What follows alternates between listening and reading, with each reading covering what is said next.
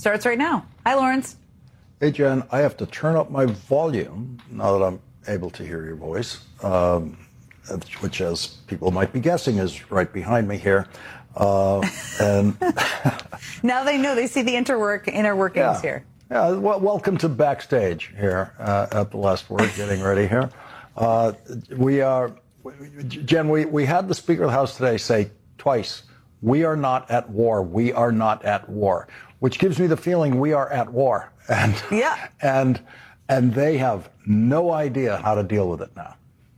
No clue. We're approaching 60 days. They see the public sentiment. They see the gas prices.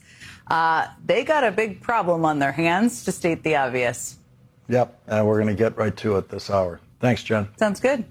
Thanks. Here is Oscar winner Robert De Niro proving in his own way that Donald Trump is lying once again. What happened? They whacked him. Just f***ing whacked him. They whacked him, not they 86'd him.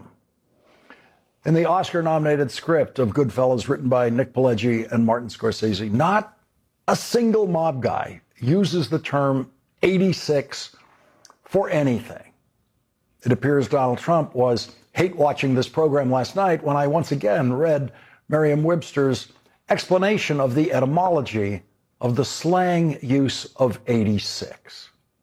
Quote, 86 is slang meaning you have to choose to throw out, to get rid of, or to refuse service to. It comes from 1930s soda counter slang, meaning that an item was sold out.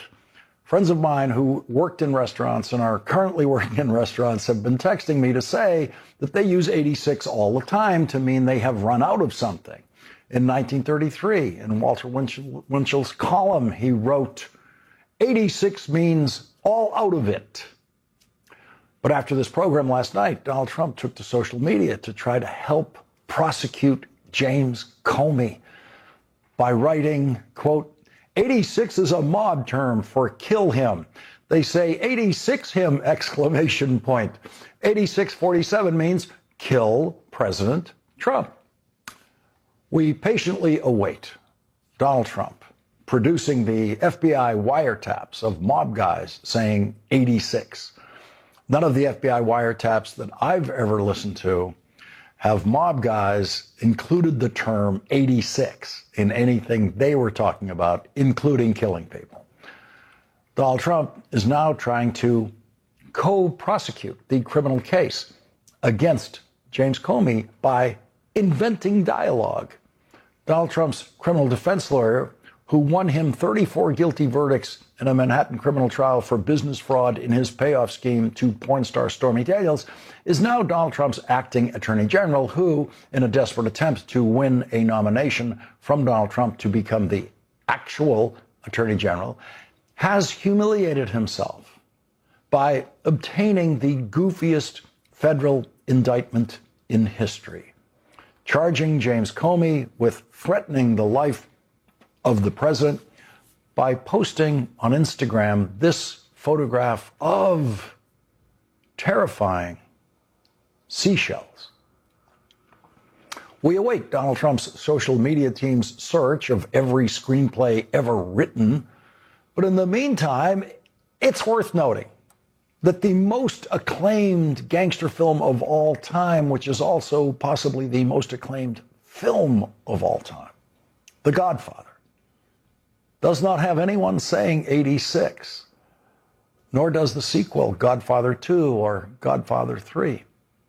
The Godfather won Best Picture in the 1973 Oscars and Best Actor for Marlon Brando and Best Adapted Screenplay for Mario Puzo and Francis Ford Coppola. That same year, the Best Original Screenplay Oscar went to the best movie about politics ever written by first-time screenwriter Jeremy Larner. And in that film that was made the same year as The Godfather, the term 86 does appear as grooming advice to the candidate Robert Redford. For starters, we got to cut your hair and 86 the sideburns.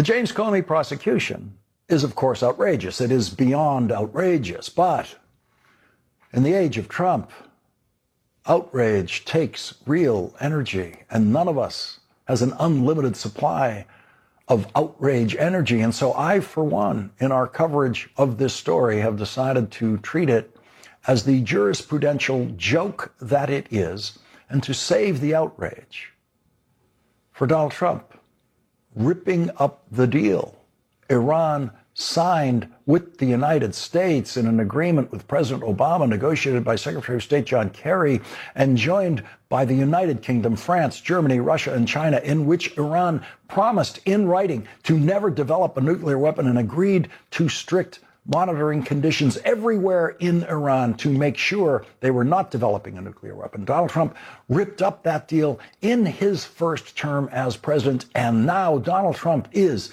outrageously waging a war in an attempt to get that deal again with Iran. 13 Americans have been killed in that war for no reason. Dozens seriously injured. Thousands of Iranians killed. A girls' school targeted by an American missile, killing hundreds of people. Donald Trump achieved nothing by killing those girls in their school. So I save my outrage for the people who are dying in Africa tonight because Donald Trump and Elon Musk and Secretary of State Marco Rubio took life-saving medicine away from those people. Babies born with AIDS in Africa because Donald Trump and Elon Musk took their mother's HIV medicine away from them during their pregnancies. Food that was on its way to delivery in a famine zone in Africa to starving people, stopped by Elon Musk and allowed to rot in a warehouse. Too many people are dead tonight because of the capriciousness and vicious cruelty of Elon Musk working under Donald Trump's authority and producing what Bill Gates, whose foundation has done so much life-saving work in Africa, called, quote, the world's richest man killing the world's poorest children. That's where our outrage belongs. James Comey is going to be fine. James Comey's not in trouble. The only question is when the case will be thrown out of court. No one is better equipped to defend himself against a ridiculous Trump indictment than a former FBI director, a former federal prosecutor, James Comey, who has a team of the best possible lawyers who will crush Donald Trump's clownish acting attorney general, who was Donald Trump's criminal defense lawyer. And so, in a news environment where what was happening to James Comey was the most outrageous thing Donald Trump was doing, then outrage would, of course, be the right frame for that story. But another way to look at it now is to see just how invaluable it will be to history, to see what a gift it is to historians, including legal historians. Historians will see in the James Comey prosecution the madness of Donald Trump run wild. Historians will see that the person in charge of Donald Trump's Justice Department was willing to humiliate himself to a degree that no other person in that position has ever chosen to do. It is proof beyond a reasonable doubt that Donald Trump's acting attorney general is acting only for Donald Trump. And the legal outcome that James Comey will achieve through a dismissal or other ending of that case will be a full humiliation of Donald Trump and Todd Blanche. Complete and total humiliation of the both of them. No one will be defending that prosecution a year from now, or 5 years from now, or 10 years from now, or ever. Todd Blanche will lie about it for the rest of his life. After he leaves Donald Trump's Justice Department, he will pretend for the rest of his life that he had nothing to do with that indictment. But that indictment and the dismissal of that indictment will stand as proof in writing of just how abusive Donald Trump was, abusive to the people working for him, abusive to Todd Blanche, abusive to the Constitution, abusive to common sense. And Todd Blanche will stand convicted by history as someone who violated his oath to the Constitution by pursuing this indictment. Nothing the Trump Justice Department does will speak as simply and clearly to history as this indictment of James Comey and the eventual dismissal of the case. Every restaurant worker in America tonight is now legally smarter than Donald Trump's acting attorney general and Donald Trump. They all know what 86 means. It's that simple. Donald Trump and Todd Blanche have found a way to expose themselves. And they are both too stupid to know what they have exposed about themselves in their indictment of James Comey. War is the ultimate test of presidential credibility. And Donald Trump has entered his war with no credibility and continues to find new ways to damage his credibility every day. And the James Comey indictment is now helping to separate voters from Donald Trump, voters who haven't already left him. This indictment is utterly harmless to James Comey. He has the strength to crush it, and he will. The indictment only weakens Donald Trump, humiliates Donald Trump. And weakening and humiliating Donald Trump is what is necessary to separate more and more voters from Donald Trump and Trumpism, with polls now indicating Donald Trump's approval rating is the lowest it has ever been. And so a weak, humiliated president was essentially on trial today in a Senate hearing about his war in Iran with a weak and humiliated Secretary of Defense unable to defend his war.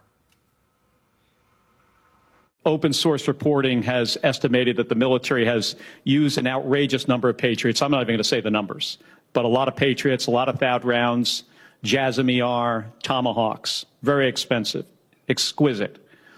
We can't make these munitions overnight, and it's clear from your budget request that you know that. Can you tell us how many years specifically is it going to take to replace these systems? Senator, thank you for the question. I would defer to the comptroller on the amount because I think it's a lot higher than 53. If you look at long-range fires, JASSMs, LRASMs, Tomahawks, we're looking at $238 billion. Okay, we're looking at $40 billion for hypersonic. So I actually think it's closer to $330 billion in munitions. Okay, how many years to replenish? That's the question. I think that's exactly the right question, too, Senator, because the time frame we were existing under was unacceptable. Okay, well, and tell what this me, budget does, months and years, fast. Years. I mean, we're building new plants in real time. So just to replace what we have expended. I said months. And then you said years. It depends on the weapon system, but 2 to 3, 4x of what we have today. Okay. So yes, we're dealing with a reality under the previous administration of what they sent to Ukraine and what they allocated elsewhere. Okay, I got it. So And we we're fired rapidly doing years it quickly. worth of munitions. And it is clear that these are being expended to try to achieve some objectives. Once again today, Donald Trump said, quote, "We've already won." This time he added a touch of madness in which he thinks there's some kind of scoreboard in war, like a football game, when he said, quote, "We've already won, but I want to win by a bigger margin." We've already won, but I want to win by a bigger margin. No one contradicts Donald Trump more than Donald Trump, and he did it today in talking about the Iranian government. They want to make a deal badly. And we have a problem because nobody knows for sure who the leaders are. So sentence one is, they want to make a deal badly. Sentence two is, we don't know who they are. It is impossible to say they want to make a deal if you then say nobody knows who the leaders are. And so Donald Trump is now, in effect, saying he doesn't know who he is at war with now. On day 61 of Donald Trump's war, he doesn't know who his war is against, who his war is fighting. And in the history of American war quagmires, from Vietnam onwards, no president before Donald Trump has ever been so lost that that president did not even know who the enemy was in that war, in the war that that president was waging. And it could not be more obvious that Donald Trump cares much more about building a ballroom. Donald Trump cares much more about prosecuting James Comey than Donald Trump cares about his own war on day 61 of that war. Leading off our discussion tonight is Democratic Senator Chris Van Hollen of Maryland. He serves on the Senate Foreign Relations Committee and the Appropriations Committee. Senator, was there an objective identified in Donald Trump's war in this hearing today that has been achieved or is on the way to being achieved?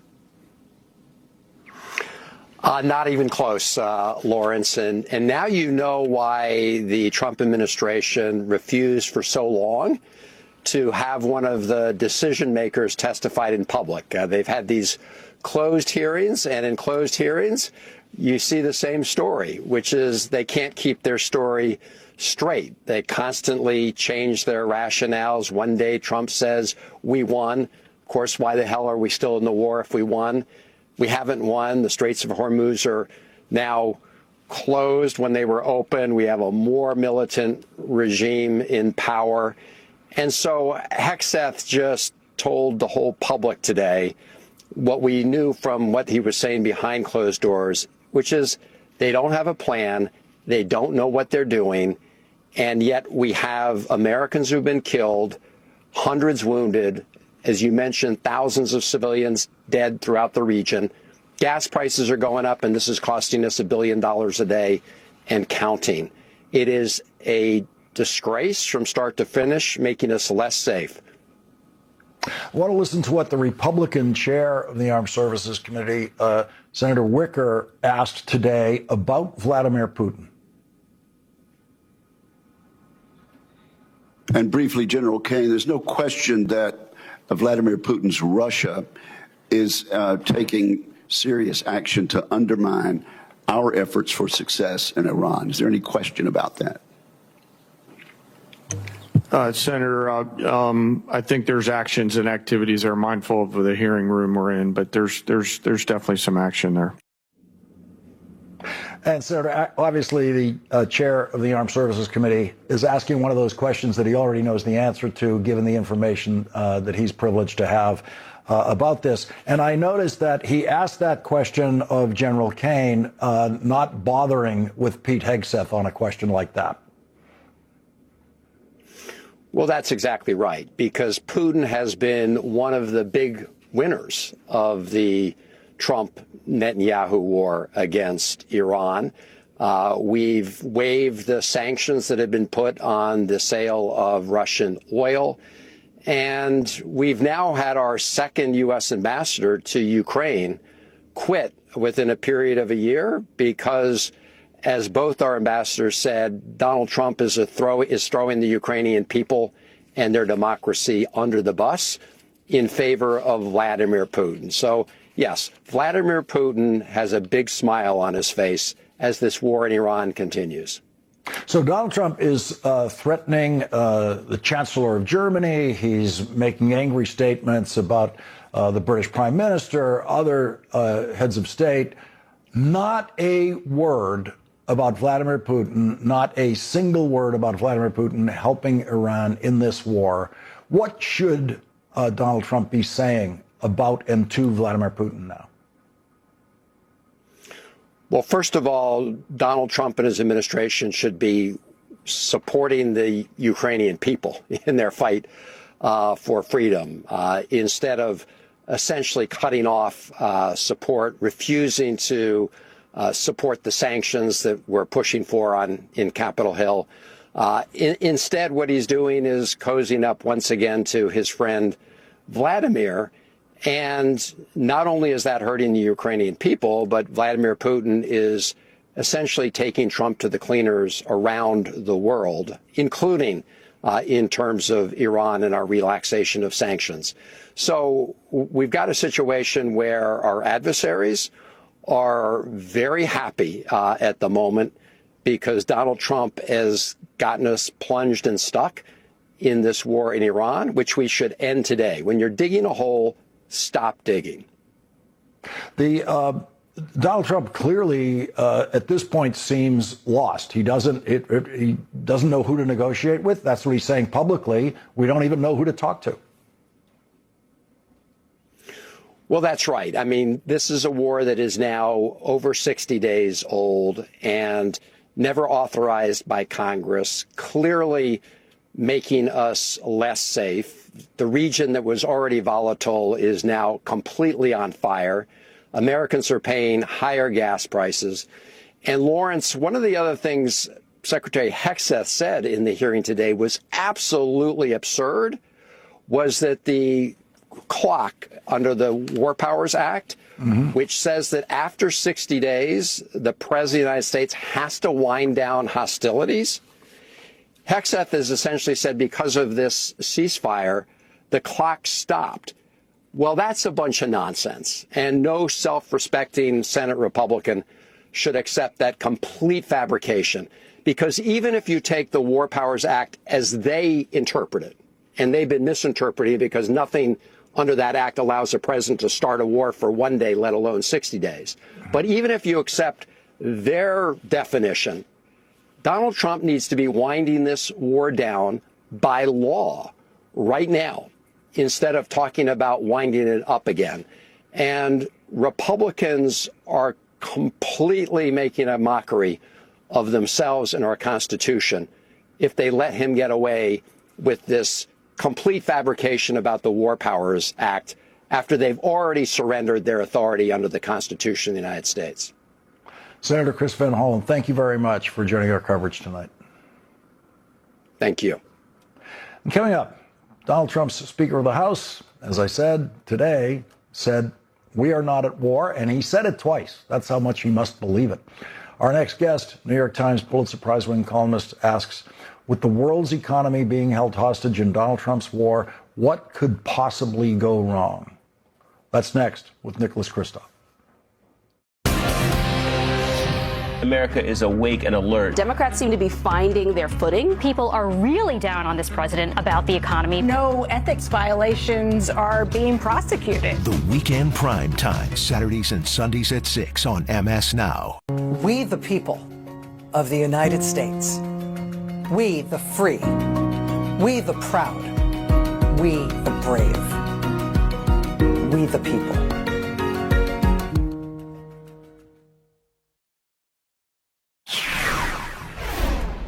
According to the American Automobile Association survey, a gallon of gas now costs $4.30 on average in this country, up 7 cents since yesterday, and up 44% since the start of Donald Trump's war. Gasoline in California has topped $6 a gallon. Prices for diesel fuel are roughly $1 higher than gasoline on average. The Wall Street Journal reports prices at the pump in Indiana, Michigan, Ohio, Wisconsin, and Iowa climbed faster than in any other states over the past week. According to AAA, Trump won all 5 in the 2024 election. Federal Reserve Chair Jerome Powell said this. We're very well aware that people are experiencing higher gas prices all over the country now, and that hurts. And those hikes may continue to happen. And other things are going to start to reflect airline fares I mentioned and other products and services that are dependent upon petroleum and derivatives of petroleum. People are going to start to feel that. Polling shows Donald Trump's approval rating on the cost of living is now down to just 22%. And today, when Speaker of the House Mike Johnson was asked how long he would let Donald Trump's war go on without a vote by Congress, the Speaker of the House actually said, "We're not at war." New York Times Pulitzer Prize-winning columnist Nicholas Kristof writes, 2 months into the war, Iran and the United States each seems to feel it is in the stronger position, faced with the prospect of making concessions to the other side. Each may prefer to delay or escalate what the world economy held hostage. What could possibly go wrong? Joining us now is Nicholas Kristof, Pulitzer Prize-winning journalist and columnist for the New York Times. Nick, thank you very much for joining us tonight. So Donald Trump today is saying he doesn't know who to even talk to in Iran. And of course, he created that situation by, with what he initially billed as a great triumph by decapitating the regime. And, he's boasted of regime change. In a sense, he did get regime change. He created a harder line regime, one that is more diffuse, more IRGC. And, of course, the Iranians likewise have this sense of being overconfident, that time is on their side. And it's just so frustrating to see this. One can imagine a deal being done, Lawrence, but not with these characters. So Henry Kissinger spent the rest of his life after the Vietnam War blaming the Congress, especially Democrats in Congress, for not letting him fight the Vietnam War the way he wanted to. The lesson being, democracies don't like wars like this. Iran is not a democracy. Iran, those people are, whoever is in the leadership there is not worried about midterm elections. That's exactly right. I actually have a contact in the Iranian Foreign Ministry who periodically WhatsApps me, and I'm WhatsApping them saying, give me my Iranian visa so I can get there. And what they're pushing is that this vulnerability of the U.S. to gas prices, the discontent with the war, and they are, they're smart people. They understand the vulnerability of Trump, and I think they're probably right that they can outlast Trump on this politically. Clearly, Iran is suffering. Clearly, they're hurting. But the Iranian leadership doesn't really care about hurting Iranian people. One of the things I talked about in the previous segment was the distribution of our outrage. And I could be wrong about this, but I'm choosing the Comey indictment as the place where I'm not going to put the outrage energy, because there's too many people dying in Africa tonight and who have died already because of the choices of Donald Trump, the cruelty of Donald Trump, Elon Musk.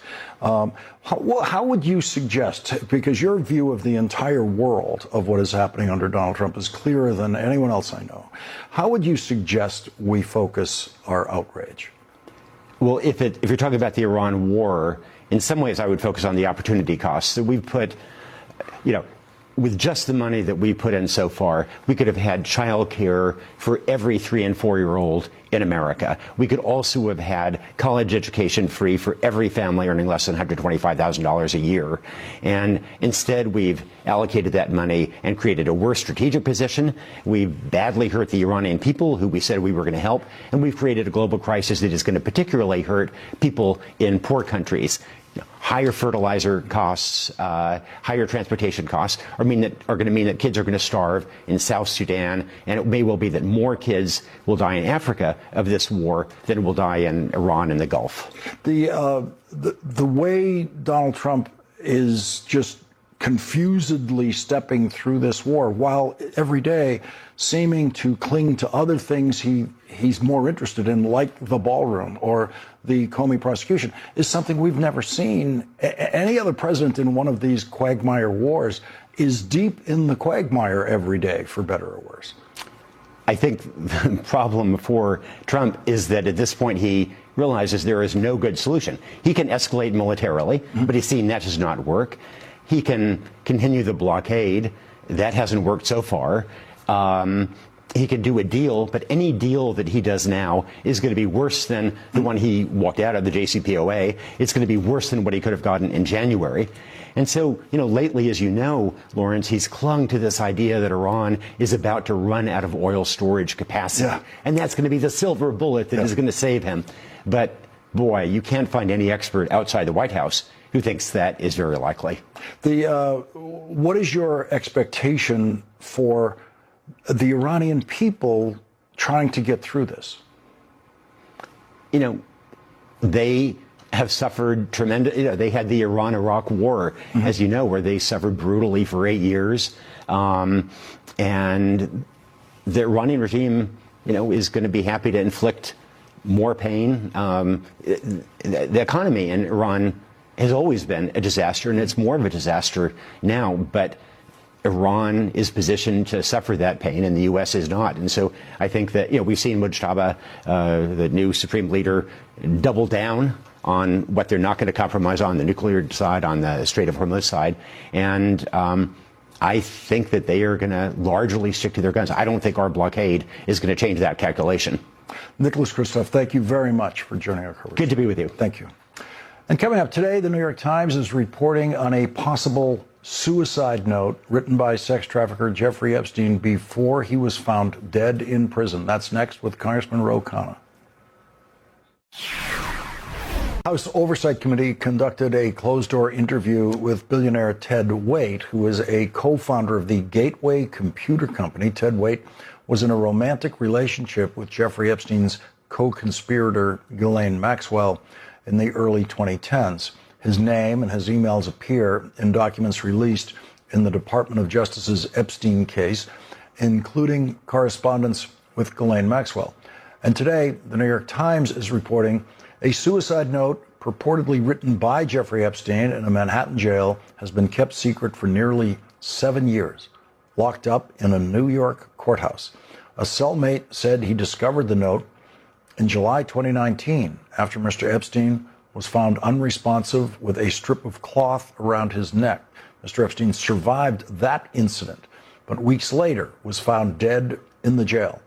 On Thursday, the New York Times petitioned the judge to unseal the note, which said it was time to say goodbye. The cellmate, Nicholas Tartaglione, recalled. Joining us now is Democratic Congressman Ro Khanna of California. He's a member of the House Oversight Committee.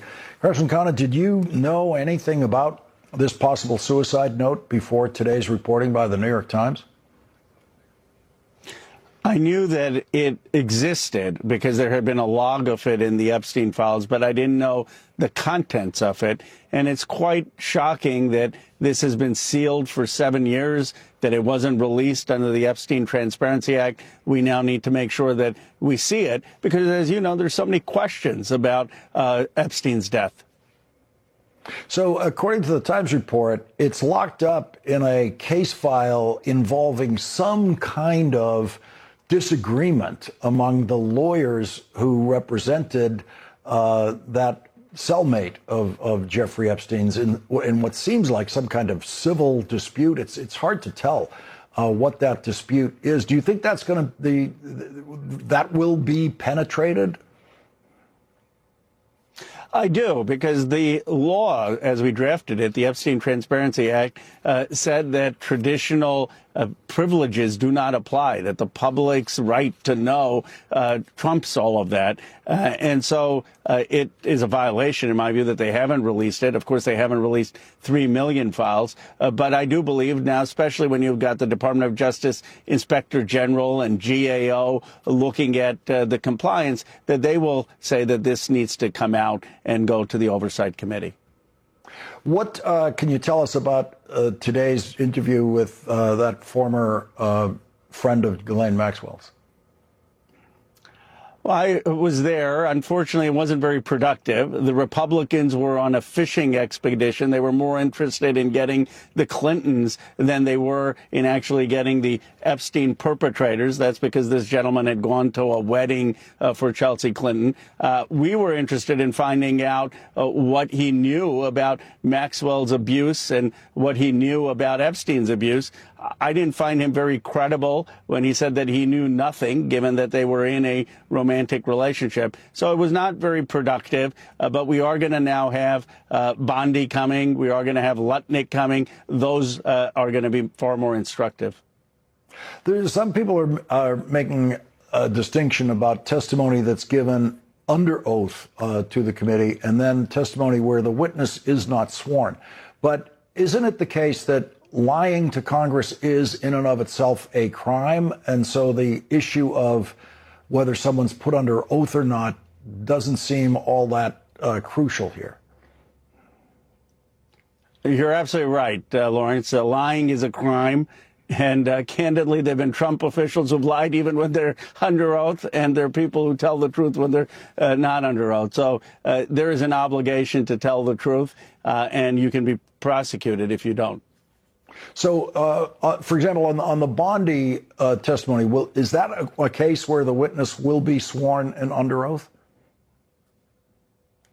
I appreciate your details because this is exactly what we're negotiating right now. So it's likely going to be a similar format where it's not under oath, but we're pushing that it be videotaped. We're negotiating the hours. I mean, it was a huge deal just to get her back in front of the committee. But it should be a long interview. It should be under videotape. I don't think it's going to be under oath, but she still is going to be obligated to tell the truth. Congressman Ro Khanna, thank you very much for joining us tonight. Thank you, Lawrence. And coming up, Donald Trump's acting attorney general actually said that if Donald Trump doesn't make him the next Senate-confirmed attorney general, he will say, quote, "I love you, sir." But now he's hoping the indictment of James Comey will get him the big job. That's next with Congressman Jamie Raskin.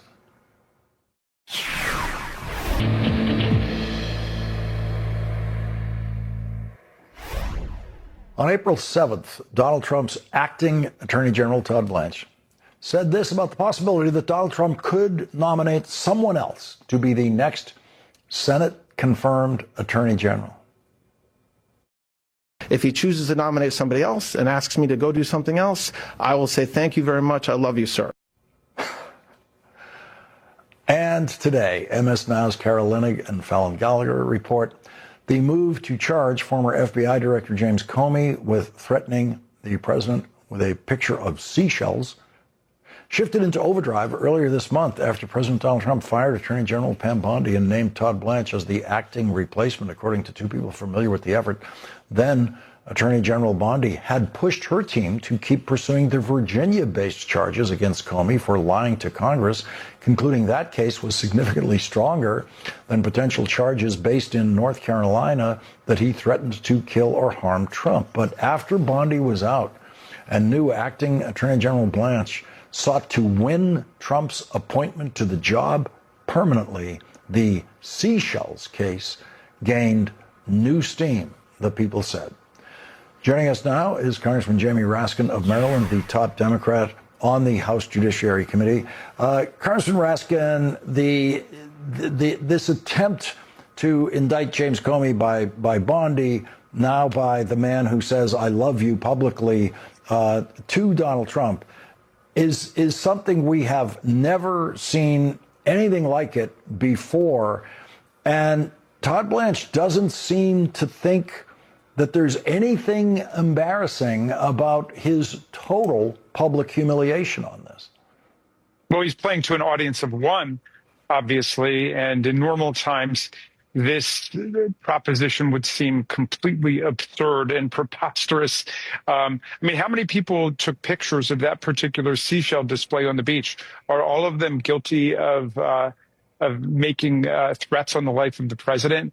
And look, under the governing legal standard, Lawrence, it's got to be shown that he had a subjective intent to basically level a death threat against the president. And then there's an objective dimension to the test, too, which is a reasonable person would interpret that as a death threat. Well, I don't think there's any proof that there's any subjective intention to create a death threat, and no reasonable person would see it that way.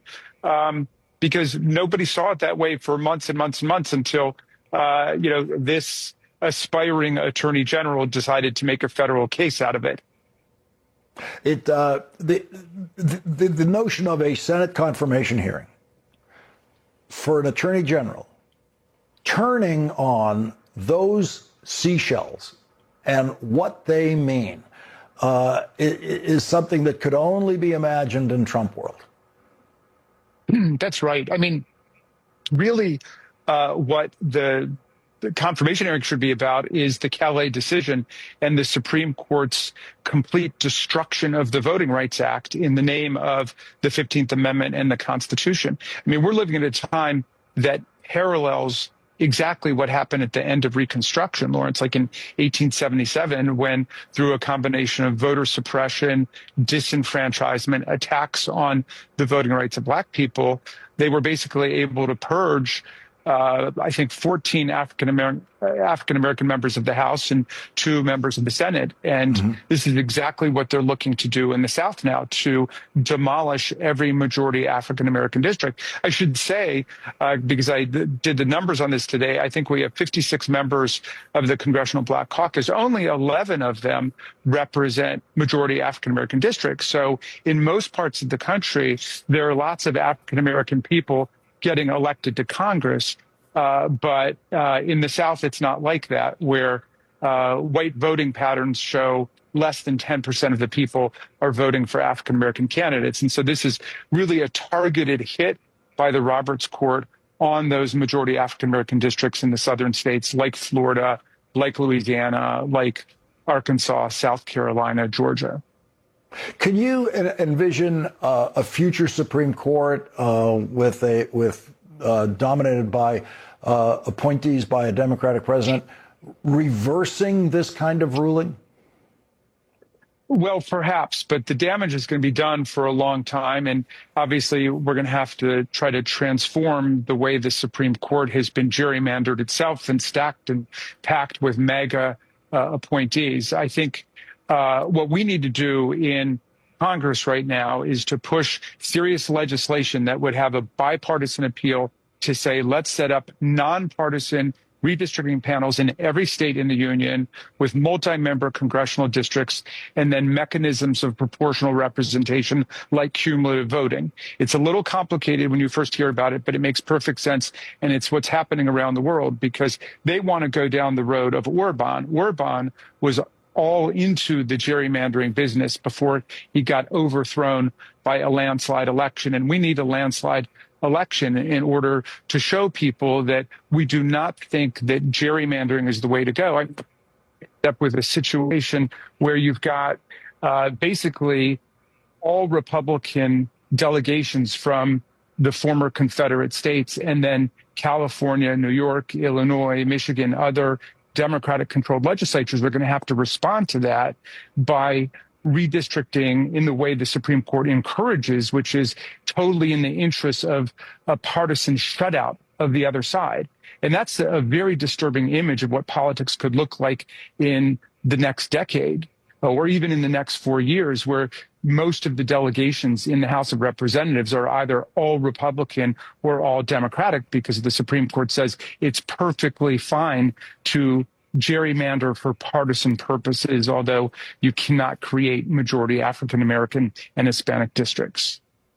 Congressman Jamie Raskin, you're going to have to come back on another night devoted exclusively to your vision of the way redistricting should be done in all 50 states. I really want to hear more about that. Congressman Jamie Raskin, thank you very much for joining us tonight. You bet. We'll be right back.